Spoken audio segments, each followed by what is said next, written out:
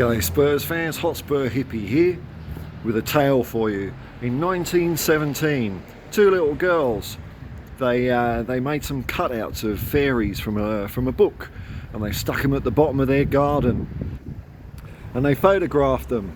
And you've got to remember, this is in the days where we'd only just got past the time where you had to sit in front of a camera for 4 hours to have your photo taken.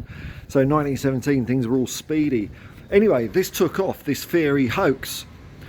It got to the point where even Arthur Conan Doyle, who was a bit of a nutcase, even though he wrote Sherlock Holmes, and I'll tell you what, if you want a fine collection of short stories, you can't go past the complete work of Arthur Conan Doyle. Riveting read. Forget all that Ponzi, Sherlock, Moffat stuff that they digged around with. That's the one you want to see. So anyway, this fairy hoax lasted years, decades. These poor little girls had got themselves into a web of deceit that they couldn't get out of. You know, it's like, you know, you're a kid. Paul, did you have the last slice of cake? No, buzzard came in, and you just dig yourself deeper and deeper. But it's all a fabric, it's all a tissue, it's all made up. Why am I telling you this? Well, today I am in Oberon, New South Wales, and as you may know, you Midsummer Night's Freaks, Oberon is king of the fairies.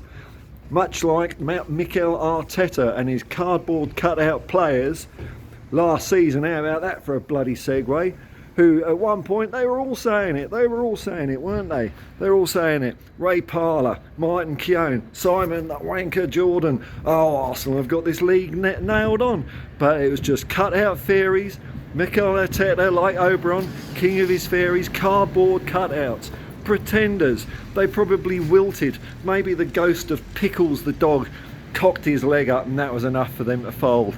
And I'm outside a building here in Oberon called the Malachi Theatre, and as you can see, looks like maybe a grand old lady in her day, painted in kind of faded Arsenal red and faded Arsenal white. It's seen better days. Maybe it's a bit like an old dear down the pub called Beryl, stubbing out a silk cut in an ashtray, talking about the good old days. Oh, I remember when Thierry Henry handballed a game and knocked Ireland out of the World Cup qualifiers.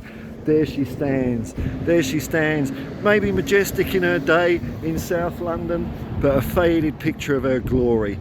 And over there somewhere, there's even a butcher. So don't forget, while we've got the faded past of that, we look up at the beautiful sky, and what is it? It's blue, because Ange-Postecoglou's coming, and he's coming for you, Arsenal. It's going to be 5-0. You mark my words. Come on, you Spurs.